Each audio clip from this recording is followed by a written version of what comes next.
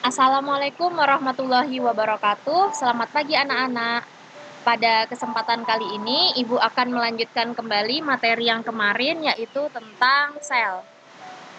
Sebelumnya, Ibu ingin mereview kembali materi yang telah kita pelajari pada pertemuan yang lalu, yaitu mengenai sel dan organel yang menyusunnya. Jadi, anak-anak sudah ketahui bahwa sel adalah unit terkecil yang dimiliki oleh tubuh kita.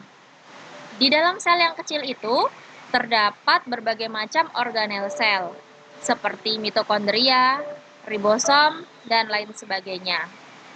Sebagai kesatuan fungsional, sel memiliki fungsi yang sama dengan tubuh kita, yaitu dia juga bereproduksi, sel juga mengeluarkan zat sisa, dan juga bisa menghasilkan energi.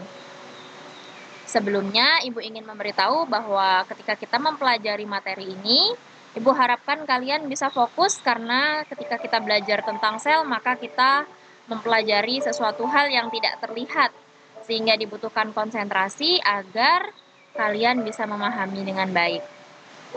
Oke, jadi pada bagian bioproses, terdapat 3 hal yang akan kita pelajari, yaitu transport melalui membran, kemudian sintesis protein, dan juga reproduksi sel.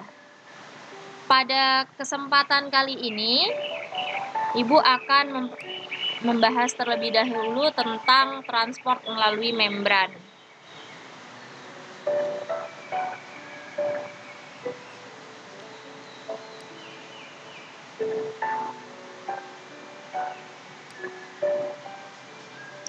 Oke, jadi sel kita memiliki membran atau dinding. Jadi ketika kalian mendengar kata membran sel, maka itu adalah dinding sel. Nah, kita ibaratkan sel itu seperti sebuah rumah yang memiliki dinding, memiliki membran. Jika rumah kita dindingnya terdiri dari batu bata dan semen, maka membran sel kita bagian utamanya adalah terdiri dari bagian ekor yang terdiri dari lemak dan protein, sehingga sering disebut fosfolipid. Fosfo itu adalah fosfat atau protein, dan lipid adalah lemak.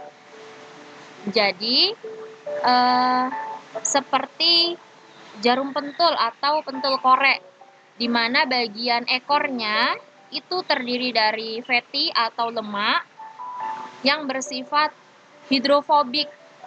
Hidro artinya air, dan fobik berasal dari kata fobia yang artinya takut. Jadi dia takut air atau anti air. Sedangkan bagian fosfatnya, bagian proteinnya nih, bagian pentul-pentulnya ini, dia adalah bagian yang hidrofilik. Hidro artinya air dan filik artinya feel, suka. Berarti dia suka akan air atau mampu untuk menyerap air. Nah, membran sel disebut juga fosfolipid bilayer. Kenapa? Karena fosfolipidnya terdiri dari 2 lapisan. Bi artinya 2 dan layer artinya lapisan. Jadi terdiri dari 2 lapis fosfolipid.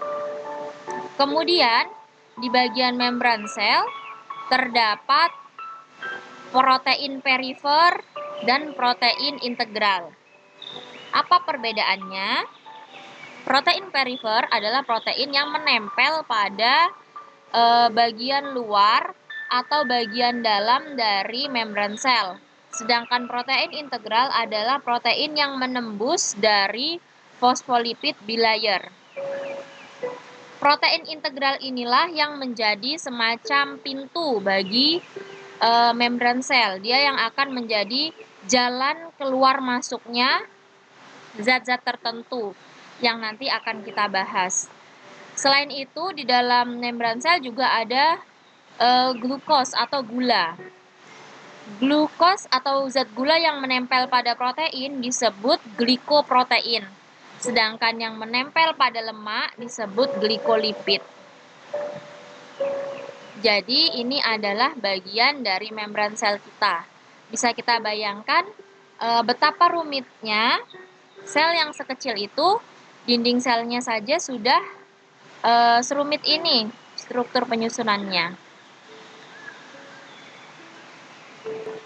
Jadi ini adalah bagian luar dari sel dan ini bagian dalam dari sel. Oke, kita pelan-pelan kita lanjut ke slide berikutnya.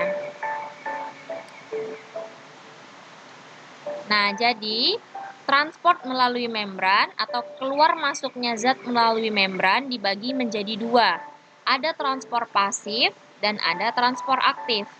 Transport pasif adalah keluar masuknya zat yang tidak dibarengi dengan perlunya energi atau tidak memerlukan energi. Kenapa dia tidak memerlukan energi? Karena zat yang keluar masuk dari sel memiliki molekul yang kecil dan juga tidak melawan gradien konsentrasi. Sedangkan transport aktif adalah transport melalui membran yang membutuhkan energi. Energinya berupa apa akan kita bahas pada slide berikutnya. Kita lanjut difusi. Transportasi yang pertama adalah difusi. Difusi adalah perpindahan molekul zat dari konsentrasi tinggi ke konsentrasi rendah. Perpindahan molekul secara difusi dapat terjadi melalui membran plasma ataupun tidak. Contoh dari difusi sederhana adalah ketika anak-anak memiliki segelas air, kemudian kalian teteskan tinta, maka tinta itu akan menyebar ke seluruh air yang ada di dalam gelas. Sehingga seluruh air di dalam gelas memiliki warna seperti warna tinta. Contoh lainnya adalah difusi melalui gas. Ketika kalian menyemprotkan parfum di dalam sebuah ruangan, maka parfum itu akan memenuhi seluruh ruangan. Contoh lainnya ketika kalian menambahkan gula atau garam ke dalam air. Ketika kalian membuat teh misalnya, kalian menambahkan gula, kemudian menaruh teh, maka gula dan teh itu akan menyebar ke seluruh air yang ada di dalam gelas. Itu adalah contoh difusi sederhana. Sedangkan difusi terbantu adalah difusi yang berlangsung dengan bantuan protein pembawa, tadi yang protein integral. Contohnya adalah molekul glukosa yang melewati membran sel usus halus ke dalam pembuluh darah. Di sini Ibu ada contoh video dari difusi, proses difusi.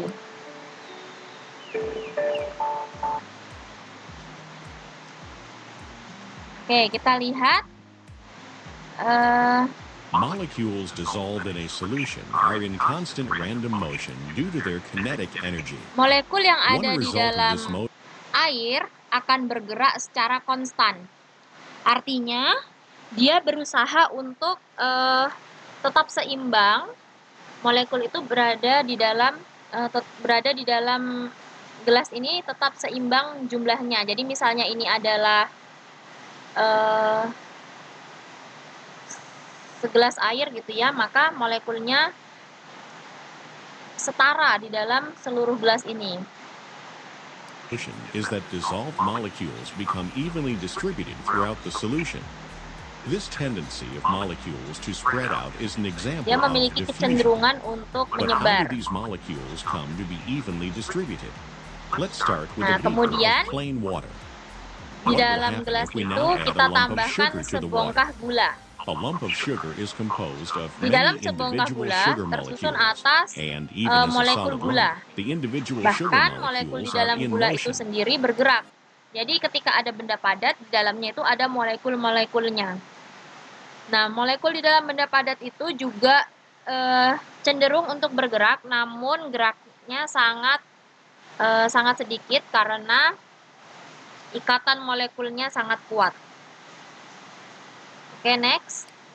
When the lump is dropped into Ketika the gula water, itu it dimasukkan begins ke to dalam dissolve. air, maka gula And tersebut the memiliki molecules kecenderungan become evenly untuk bisa menyebarkan atau tadi dispersed throughout and is akan affected by terdispersi atau menyebar dari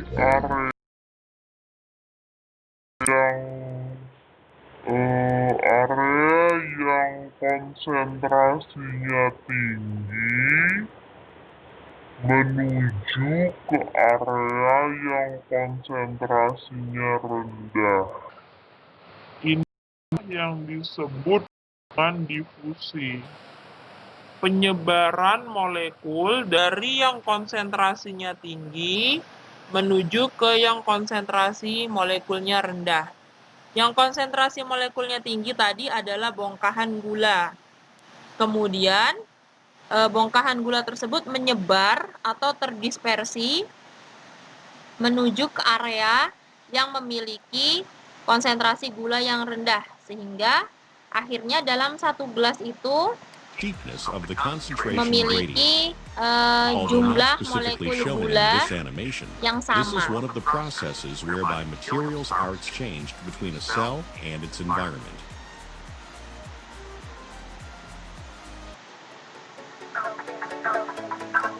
Oke, kita lanjut. Transpor pasif yang kedua adalah osmosis.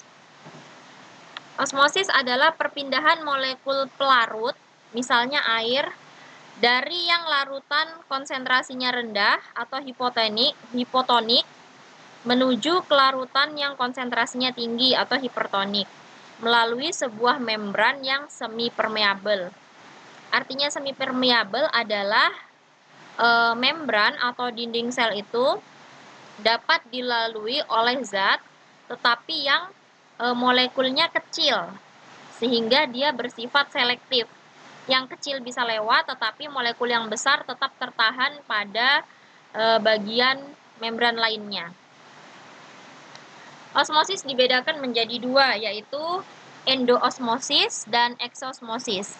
Endosmosis adalah masuknya air ke dalam sel jika larutan yang ada di dalam sel itu sifatnya hipertonik daripada yang ada di luar sel. Jadi kita ibaratkan hipertonik itu artinya pekat. Jadi larutan yang ada di dalam sel itu lebih pekat daripada larutan yang ada di luar sel. Sehingga air itu masuk ke dalam sel karena berusaha menyeimbangkan kestabilan molekul. Akibatnya apa? Akibatnya sel menggembung karena kemasukan air. Jika itu terjadi pada tumbuhan, maka sel tumbuhan akan mengalami turgiditas atau kekakuan. Jadi selnya itu menjadi segar kembali, menjadi kaku. Contohnya adalah misalnya kalian membeli sayur di pasar, sayur kangkung misalnya. Kemudian sudah siang sayurnya itu menjadi agak layu. Kalian masukkan kembali ke dalam air, maka sel-sel dari tumbuhan kangkung itu kembali menjadi turgid, kembali menjadi segar atau kaku. Ini karena adanya endoosmosis. Tetapi jika pada sel hewan, itu dapat menyebabkan lisis atau pecahnya sel. Jadi jika air masuk ke dalam sel hewan terus-menerus, maka sel hewan tersebut bisa jadi lisis atau pecah. Kemudian yang kedua adalah exoosmosis atau keluarnya molekul pelarut keluar ketika larutan di dalam sel bersifat hipotonik. Ini kebalikan dari endoosmosis. Kalau endoosmosis, air yang ada di luar itu masuk ke dalam sel karena di dalam sel lebih pekat. Kalau exoosmosis, air yang ada di dalam sel itu keluar karena karena lingkungan yang ada di luar itu lebih pekat. Exoosmosis dapat mengakibatkan plasmolisis pada sel tumbuhan dan juga krenasi pada sel hewan. Plasmolisis adalah lepasnya sel dari dinding sel. Misalnya ketika kalian menambahkan pupuk terlalu banyak pada tanaman. Ya, misalnya kita memiliki tanaman, kemudian kita ingin tanaman kita tumbuh sehat. Kita tambahkan pupuk. Ternyata kita menambahkan pupuk terlalu banyak pada sekitar akar tumbuhan.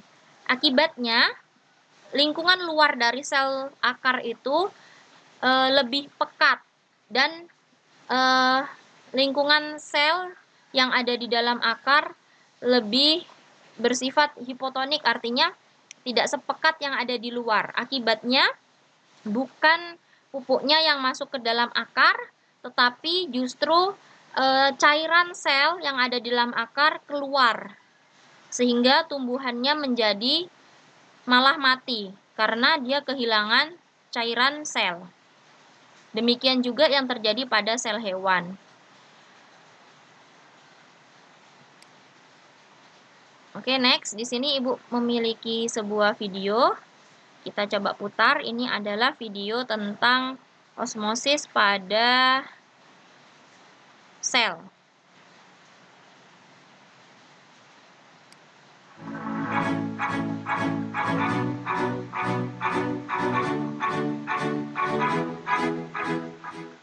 Diffusion is the net movement of Kalau molecules difusi down tadi a adalah concentration pergerakan gradient. secara acak dari gradien yang konsentrasinya tinggi ke gradien yang konsentrasinya rendah. Most polar molecules, such as sugars and proteins, cannot freely cross this lipid membrane. Although water molecules are polar, they are small enough to pass through the membrane freely. This special case of diffusion that involves the movement of water molecules across a membrane is called osmosis. Nah, jadi di sini kita memiliki sebuah gelas beker ya. Kemudian kita memberikan membran atau dinding yang sifatnya seperti dinding sel kita, yaitu selektif permeable atau semi permeable. Artinya dia bisa dilewati oleh molekul yang ukurannya kecil, namun tidak bisa dilewati oleh molekul yang ukurannya lebih besar. Contohnya adalah di sini urea. Contoh lainnya itu zat gula. Sedangkan molekul yang bisa lewat dari membran ini contohnya adalah H2O atau air. Selain itu, oksigen dan karbon dioksida juga merupakan molekul yang bisa berdifusi atau melewati membran secara bebas di dalam tubuh kita. Misalnya difusi yang terjadi pada paru-paru kita. Nah, jadi ketika urea ditambahkan, urea ini bersifat polar, artinya dia berusaha mengikat air, molekul air yang ada. Itu akan mengakibatkan molekul air yang bebas berkurang karena yang lainnya terikat pada urea. Sehingga air yang ada di sisi sebelah kiri akan berusaha menyeimbangkan diri dan dia akan berpindah ke sebelah kanan. Nah, ini mengakibatkan sisi dari sebelah kanan airnya akan naik karena molekul air yang berada di sebelah kiri berusaha menyeimbangkan dan lari ke sebelah kanan. Karena molekul air yang ada di sini sudah tertarik dengan sifat polar dari urea. Sedangkan urea tidak bisa beralih ke sisi sebelah kiri. Dia tidak bisa menyeimbangkan diri dengan lari ke sebelah kiri karena tadi membrannya ini bersifat selektif permeable atau tidak bisa dilewati oleh molekul yang besar, sehingga untuk menjaga keseimbangan air yang berada pada sisi luar lari ke sebelah kanan.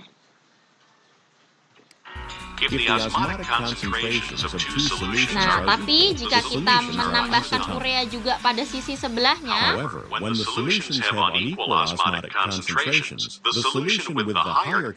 jika kita menambahkan urea pada bagian yang sebelahnya, maka air yang ada di sini tadi akan kembali lagi ke sini, sehingga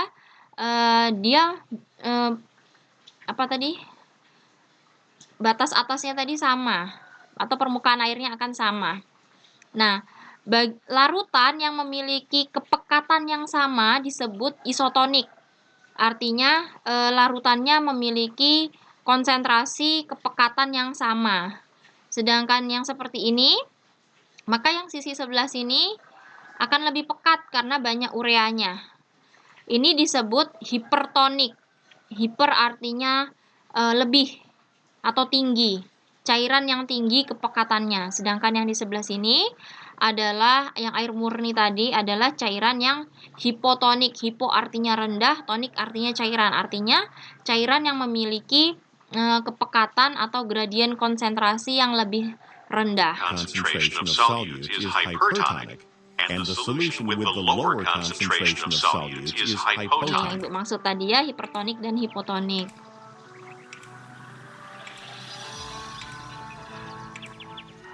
Oke, sampai sini bisa dipahami. Lanjut.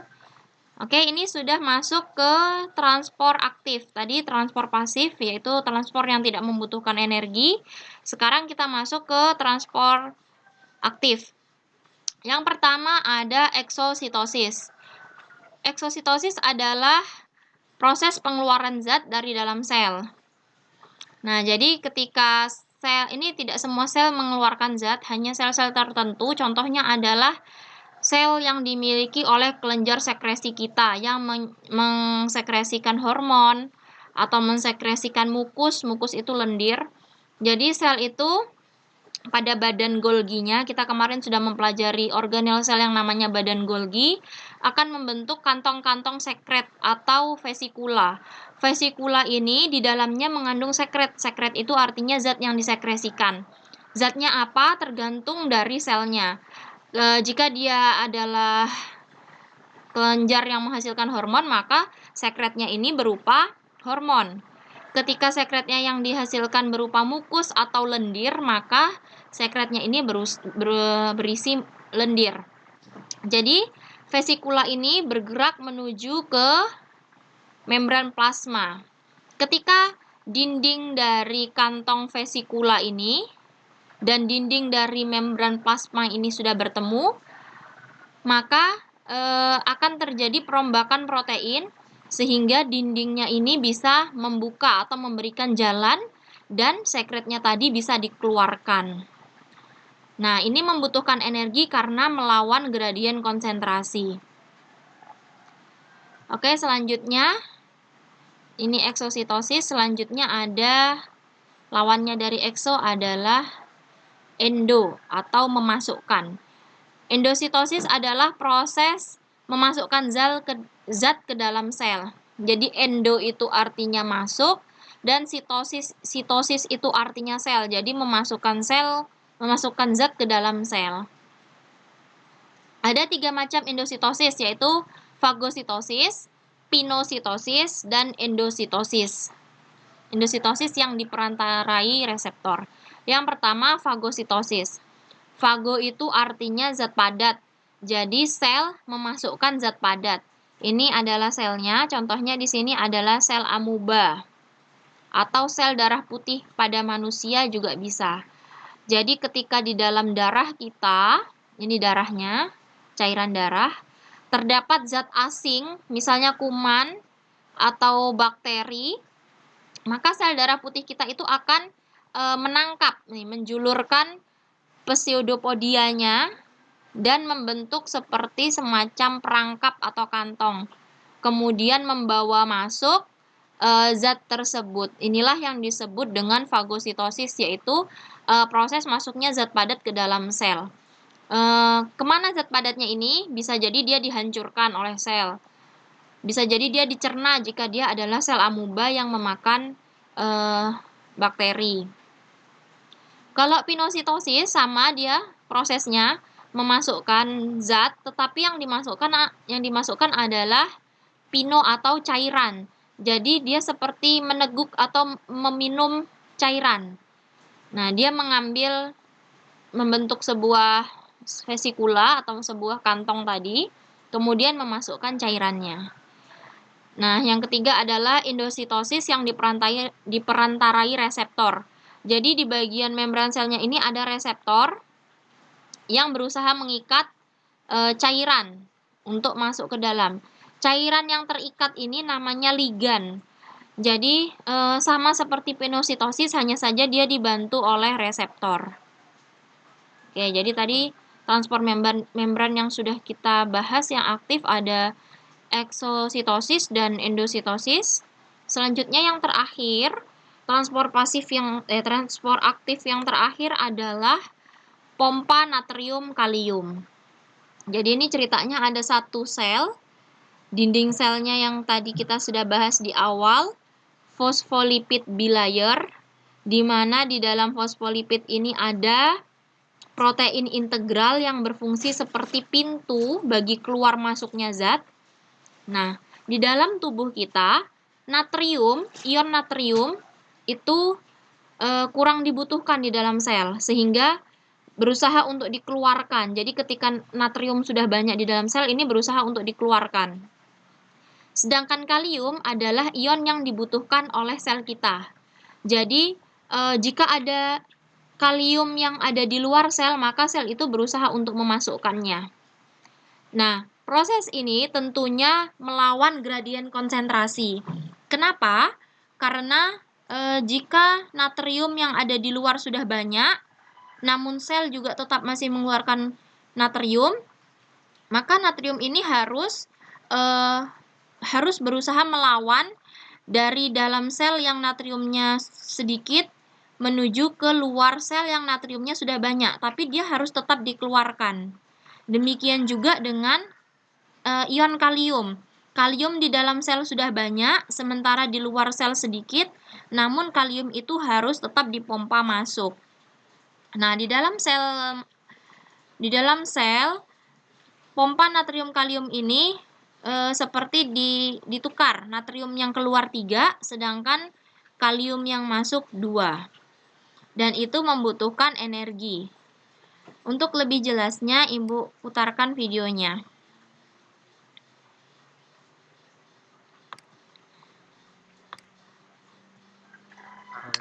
Kembali bersama Mr. Imam. Jadi gini ya, ini tadi protein integralnya. Jadi natrium plus dan kalium plus PAM atau pompa natrium kalium. Nah, kita lihat protein integral ini memiliki kunci yang spesifik. Artinya dia cocok untuk untuk ion natrium. Di tempat untuk transport Na+ dan K+. Di mana setiap transport yang dilakukan harus memerlukan adanya ATP atau adenosin trifosfat sebagai sumber tenaga. Pada pompa Na+ dan K+ juga diperlukan adanya ATP. Baik, kita Oke, Ibu percepat. Jadi di sini natrium yang ada di dalam sel tadi mencocokkan diri dengan kunci yang ada di protein integral. Jadi 3 ion natrium masuk ke dalam protein integral. Setelah dia masuk ke dalam protein integral, maka energi yang disebut dengan ATP atau adenosin trifosfat, adenosin 3 fosfat. Ini fosfatnya ada 3, maka disebut ATP, adenosin trifosfat.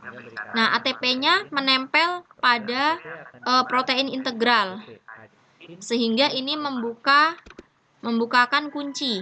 Nah, ketika dia sudah menyatu, maka fosfatnya tadi menjadi sisa 2. Jadi disebut adenosin difosfat. Di itu artinya 2. Jadi adenosin dan 2 fosfat. Karena fosfat yang satu sudah menempel pada protein integral. Nah, ketika membuka ke arah luar, maka Na+ tadi yang 3 ion tadi keluar. Nah, dan ion kalium akan masuk. Ion K+ dari luar sel akan masuk ke dalam protein. Nah, ketika dia masuk, maka otomatis akan membuka ke arah dalam lagi. Dari luar sel akan masuk ke dalam protein. Kemudian masuknya 2 ion K+ ini akan menggabung. Nah, jadi seperti itu ya. Jadi Na-nya dikeluarkan dan K+-nya dimasukkan. Dan ini semua membutuhkan ATP atau energi. Dari mana ATP-nya? Seperti yang kita pelajari kemarin, ATP-nya berasal dari mitokondria. Nah, dan ini berlangsung dengan sangat cepat di dalam tubuh kita. Jadi setiap keluarnya 3 natrium diimbangi dengan masuknya 2 kalium.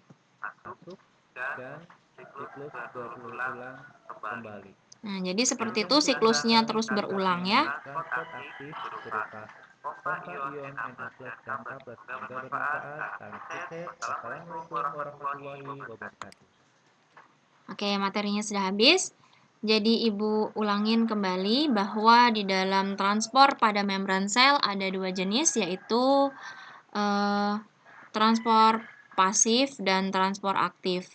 Transport pasif adalah transport yang tidak membutuhkan energi, sedangkan transport aktif adalah transport yang membutuhkan energi.